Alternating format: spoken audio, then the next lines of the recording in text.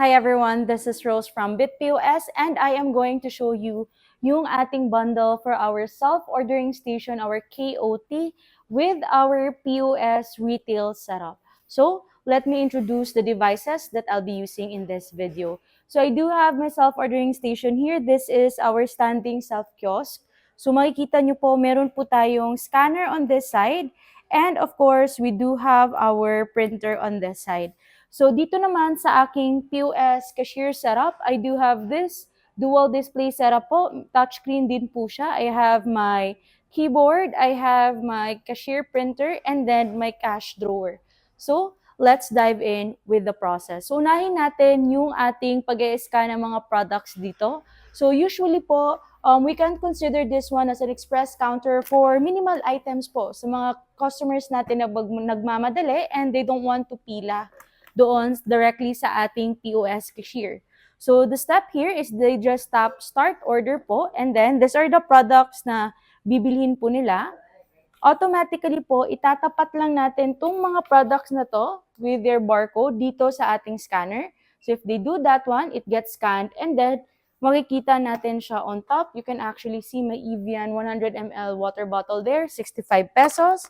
And kahit nakabaliktad naman po, nag-e-scan naman po yung product.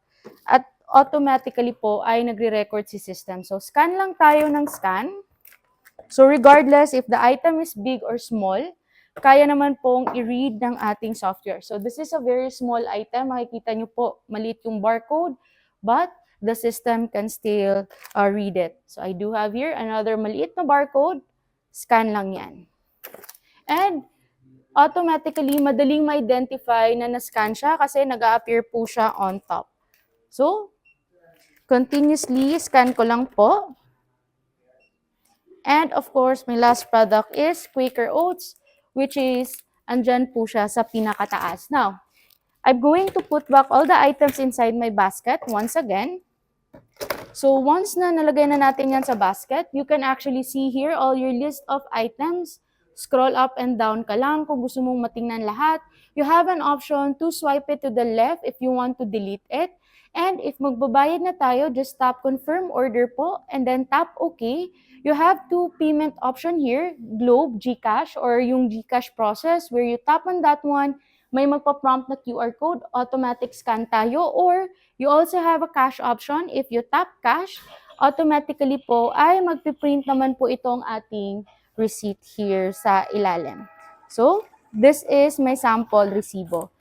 So, in this resibo po, andito lahat yung product list and there is a processing process here kung paano gagawin yung order natin. You have to present this one to the cashier para po magbayad tayo. So, tap lang natin yung okay. And here in our cashiering side, let me just log in using my cashier account. Ayan, lagay lang natin yung details ko. And once you are logged in po, tap lang po natin itong SO or sales order po. So here on top of the receipt, you will see the number. So 2782. Ita-type lang yan ng cashier natin and then tap OK. Lahat ng pinunch natin ay makikita na ng ating cashier. Input the payment po. Since cash, it's 1,000 pesos, for example, until mag-print ang ating resibo. And magbukas yung ating cash drawer. So for this one, yung mga products po habang tinatransact ni cashier for the sukle, eto naman po ay i-wrap up na ng bagger into a plastic. So if you want to know more kung paano gamitin itong ating self-ordering station po, you may book an online demo or message us today.